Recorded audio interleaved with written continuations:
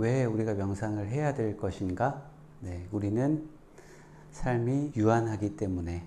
그리고 결국 우리가 평소에 듣는 소리는 세상의 소리입니다. 근데 이 소리는 우리한테 별로 도움이 되지가 않아요. 결국은 우리 내면의 소리를 좀 들을 수가 있어야 돼요.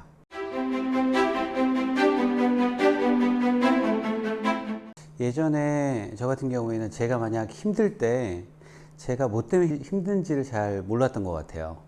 자기 인식, 자기 이해가 낮다 보니까 사람이 힘들면 힘든 거에 따라서 쉬어야 되는데 그냥 똑같이 쉬었던 것 같아요. 그냥 잠을 자거나 뭐 술을 마시거나 사람들하고 그것도 모르니까 그랬었는데, 지금은 저도 보통 9시, 10시까지 야근도 많이 해요. 그러니까 그럴 때마다 느끼는 건, 내가 지금 몸으로 지쳤구나. 아니야, 지금 내가 너무 집중을 해가지고 정신적으로 소진됐구나. 또 어떤 날은 제가 너무 막 일하다 보니까 이 정서적으로 이렇게 압박감을 이렇게 받을 때가 있어요. 심리적으로 이제 압박감을 받을 때, 내가 정서적으로 지금 좀 뭔가 좀 불안하구나 라는 걸 좀 느낄 때가 있어요. 그러면 그 해당되는 항목마다 다르게 쉬어줍니다. 몸이 좀 고되고 힘들면 그냥 자요. 가서. 정신적으로 힘들면 운동을 하러 갑니다. 그리고 정서적으로 힘들면 와인을 한 잔 땁니다. 그래서 내가 지금 어떤 상태에 있는지 나를 좀 더 명확하게 이해하면서, 이전에는 내가 이런 상태일 때는 누구한테 전화를 했던 것 같아요. 나 지금 좀 이런데 나 괜찮은 건가? 그냥 이렇게 직접적으로 물어보진 않더라도 뉘앙스를 주면서 피드백을 받으려고 했을 텐데, 지금은 그냥 내 상태를 내가 알다 보니까 그냥 혼자 좀 치유하는 것 같아요. 큰 변화가 뭐였냐면, 내가 나를 좀 제대로 온전하게 이해할 수 있으니까 이제는 내가 나를 케어할 수 있겠구나. 그죠? 우리가 성인이 되면 누가 우리를 케어해 줄지 못하는 것 같아요. 내가 정말 힘들 때는 우선은 내가 내 응급조치를 좀 할 수 있게, 그런 과정이 필요한데, 그게 가장 기본적인 내용들을 담고 있기 때문에 이번 과정이 좀 의미가 있지 않을까라는 생각을 하고 있습니다. 왜 우리가 명상을 해야 될 것인가? 우리는 삶이 유한하기 때문에. 그리고 결국 우리가 평소에 듣는 소리는 세상의 소리입니다. 근데 이 소리는 우리한테 별로 도움이 되지가 않아요. 결국은 우리 내면의 소리를 좀 들을 수가 있어야 돼요. 근데 듣기가 좀 쉽진 않죠. 톨레는 어웨어니스라고 표현을 하고 있고, 앤디 퍼디컴은 뭐 마인드풀니스 이렇게 표현을 좀 하고 있는데, 스스로를 좀 객관적으로 나 자신을 알아차릴 수 있는지, 인식할 수 있는지, 이제 메타인지하고 좀 같이 연결이 되는 그 개념입니다. 그리고 나의 이해를 통해서 나 자신을 좀 온전히 나를 살피고 챙길 수 있는지, 나를 좀 스캔해 볼 수 있는지에 대한 그 내용이고요. 결국은 나 자신으로 온전하게 돌아오는 것, 나 자신으로 존재할 수 있는 것, 이게 좀 쉽진 않은 것 같아요. 온전하게 나 자신으로 살고 생각하고 말할 수 있는 게 쉽진 않는데, 이 네 가지로 저는 좀 명상에 대해서 정리를 하고 있어요. 근데 제가 보기에는 대부분의 삶이 이 워싱머신이라고 하는 세탁기 안에 돌고 있습니다. 근데 문제는 우리가 이 안에 있으면 우리가 돈다는 걸 인지를 못하는 거예요. 내가 돌고 있다는 걸 내가 인지를 못해요.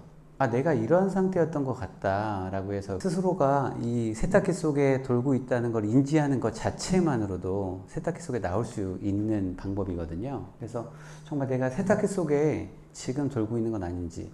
저 같은 경우에는 뭔가 머리가 복잡하고 생각이 좀 너무 많아지고 이럴 때는 진행하지 않습니다. 그냥 잠깐 스톱해요. 뭐가 돌고 있지? 그리고 세탁기에 잠깐 빠져나옵니다. 그럼 세탁기가 돌고 있어요. 세탁기에서 빠져나올 수 있으면 우리가 세탁기의 버튼을 눌러서 끌 수가 있거든요. 근데 보통 대부분의 사람들은 자기가 이 세탁기에 있다는 것조차도 잘 인지를 못하세요. 그래서 앤디 퍼디컴이 이 명상에 대해서 어떻게 이야기하고 있는지 영상을 먼저 한번 좀 보여드릴게요. When did you last take any time to do nothing? Just 10 minutes, undisturbed.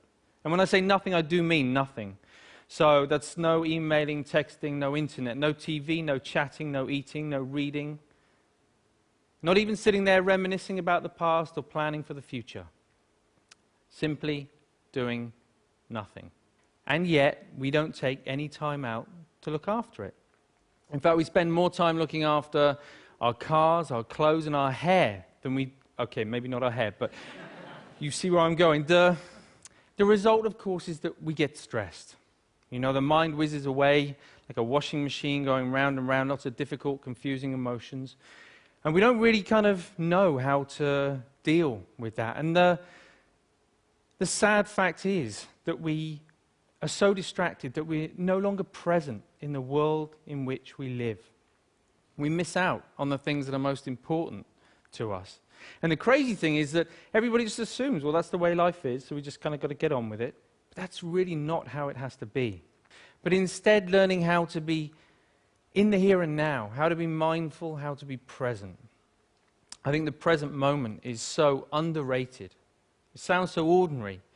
And yet, we spend so little time in the present moment that it's anything. 2015년도에 빌 게이츠가 자기가 읽었던 책 중에서 제일 좋았던 책 3권 중에 한 권이 이 책이에요. 헤드스페이스란 책이고요. 앤디 퍼디컨 같은 경우에는 어렸을 때 동생이 죽어요.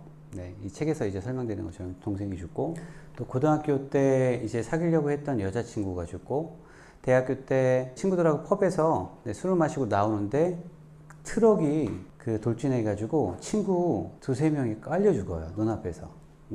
그래서 그런 것들을 경험하면서 너무 큰 삶의 슬픔을 좀 겪게 되고, 결국은 히말라야를 떠나서 승려가 된 사람이에요. 그래서 그 내용을 쓴 책이 이제 헤드스페이스고, 우리나라 번역서는 당신의 삶에 명상이 필요할 때 라는 내용으로 이제 번역이 되어 있는데, 이 책에서도 명상에 대한 내용들을 좀 동일하게 이야기를 하고 있어요. 톨레하고 그렇게 차이가 있지는 않습니다. 많은 사람들이 명상은 생각을 멈추고 감정을 제거하고 어떻게든 마음을 조절하는 것이라고 생각합니다. 하지만 그것과는 다르다. 명상은 좀 더 명확하게 보는 것과 비슷하다. 나 자신을 명확하게 본다는 거겠죠. 생각과 감정들이 오가는 것을 바라봅니다. 판단하지 않고 느긋하게 집중된 마음으로 제3자의 시선으로 나의 감정을 바라봅니다 라고 이야기를 좀 하고 있어요. 그러니까 이 앤디 퍼디컴이 이야기하는 명상에 대한 설명은 이런 거예요. 도로에 차 예시를 들고 있어요. 우리가 도로에 차를 통제할 수가 없잖아요. 차는 지나가요. 어떤 때는 좀 적게 지나갈 때도 있고, 어떨 때는 많이 지나갈 때도 있어요. 근데 어떨 때는 똥차가 지나가고, 어쩔 때는 람보르기니, 포르쉐 이런 정말 좋은 차들도 지나가요. 우리의 생각은 그런 차와 같은 거예요. 멈출 수가 없어요. 왜냐, 우리의 무의식 속에 평소에 생각했던 것들이 하나하나 담겨서 계속 생각이 올라옵니다. 그 차와 같이 우리의 생각들은 멈출 수가 없다. 다만 지켜볼 수 있느냐가 관건인 거예요. 대부분의 사람들은 그 생각이 지나치는 걸 인식을 잘 못해요. 근데 그것들을 객관적으로 바라볼 수 있다고 하면, 그 어떤 차는 계속 반복돼서 지나갈 수도 있잖아요. 이 똥차는 왜 계속 지나가는 걸까? 그런 생각 있지 않으세요? 저 같은 경우에는 어떤 한 생각이 몇 년째 계속 반복되는 경우도 있었어요. 예전에는 그냥 눌러버렸죠. 눌러버리면 무의식에 그게 압축이 돼서 더 튀어 올라옵니다. 나중에는. 그거를 생각을 풀어내야 돼요. 이 생각은 왜 몇 년째 동일하게 나한테 올라올까? 저는 그걸 묻기 시작했는데 해답은 정말 다른 곳들에 있더라고요. 근데 그 해답이 풀리면 그 생각들은 사라져요. 제가 그 이후에 느꼈던 거는 뭐냐면, 내 도로에 그 수많은 차들은 내가 만든 거였구나 라는 거를 좀 느꼈었고요. 그 차들을 이제는 안 돌아다니게 할 수 없지만 적게 돌아다닐 수 있게 해야 되겠다라는 걸 깨달았어요. 그게 절제라는 개념이고요. 무의식의 관리에 대한 부분이에요.